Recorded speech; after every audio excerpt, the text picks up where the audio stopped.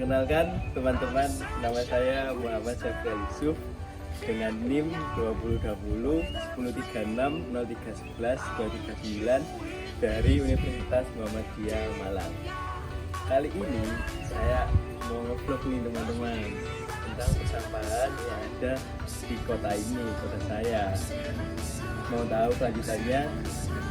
Simak video saya sampai selesai ya. Secara umum, sampah dapat dibagi menjadi dua bagian, yaitu sampah organik dan sampah anorganik. Tapi ada juga teman-teman jenis sampah, yaitu sampah B3 atau bahan beracun dan berbahaya. Namun kita akan membahas di dua bagian yang umum ini guys, yaitu sampah organik dan sampah anorganik. Sampah organik adalah sampah yang berasal dari sisa makhluk hidup yang mudah terurai secara alami tanpa proses campur tangan manusia. Sampah organik dapat diklasifikasikan seperti sampah sisa-sisa makanan, sampah dari pepohonan yaitu kayu, ranting, dan daun, sampah dari kotoran hewan, dan masih banyak lagi. Sampah anorganik adalah sampah yang dihasilkan dari bahan-bahan non-hayati, baik berupa produk sintetik maupun hasil proses teknologi pengolahan bahan tambang.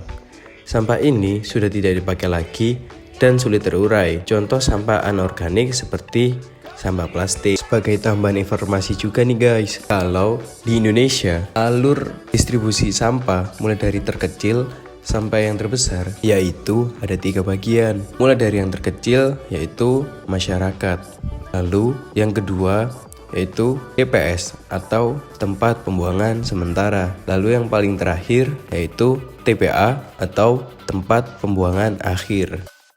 Baik, kali ini saya bersama Bapak siapa? Suwarno. Bapak Suwarno. Saya mau tanya dulu Pak, untuk di TPS ini TPS apa namanya? TPS Keranggan. TPS Keranggan. Ya, Untuk di TPS ini apa sampah-sampah yang terkumpul di TPS ini itu biasanya dari mana saja Pak? Ya, dari Pekayon ada, Pangreman itu, Pangreman, Mojopahit. Oh, itu berarti apa bisa dikategorikan sampah rumah tangga atau sampah mana Ya, apa aja? Rumah tangga. Terus untuk di TPS Keranggan ini Pak, untuk pengelolaan sampahnya itu dikelola sendiri atau nanti Langsung dibuang?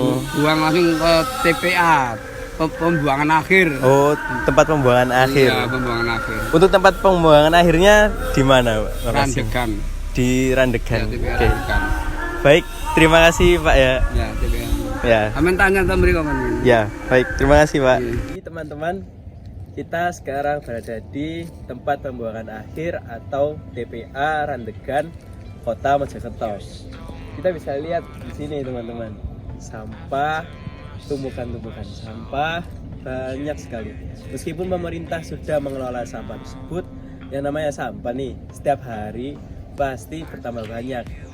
Oleh sebab itu pemerintah juga terbatas untuk mengelola sampah sehingga akhirnya menumpuk seperti yang di belakang saya ini. Masalah sampah saat ini menjadi tantangan dalam setiap negara, bahkan sampai dunia internasional. Jika dilihat dari negara Indonesia sendiri, pada tahun 2021, Indonesia menghasilkan 64 juta ton dan 3,4 juta ton sampah yang terbuang ke laut. Angka yang cukup besar bagi negara Indonesia bukan? Permasalahannya bukan cuma itu aja guys. Masalah yang baru yaitu jumlah sampah yang tidak terhitung karena dibuang secara sembarangan atau tidak pada tempatnya.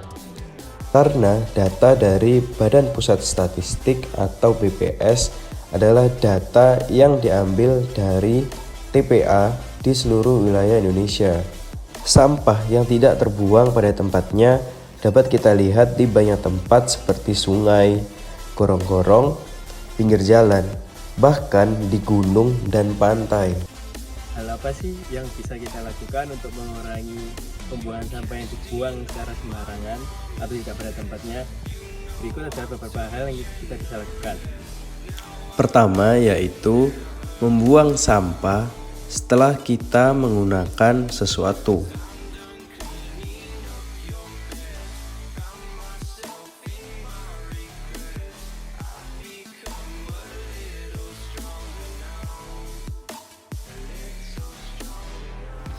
Lalu yang kedua adalah memungut sampah yang tidak dibuang pada tempatnya sesuai kapasitas yang bisa kita bawa, lalu dibuang ke tempat sampah terdekat. Kita membutuhkan perubahan pola pikir terhadap musuh kecil kita bersama yang kita anggap remeh, namun jika mereka berkumpul menjadi satu, maka akan menyebabkan masalah bagi kita.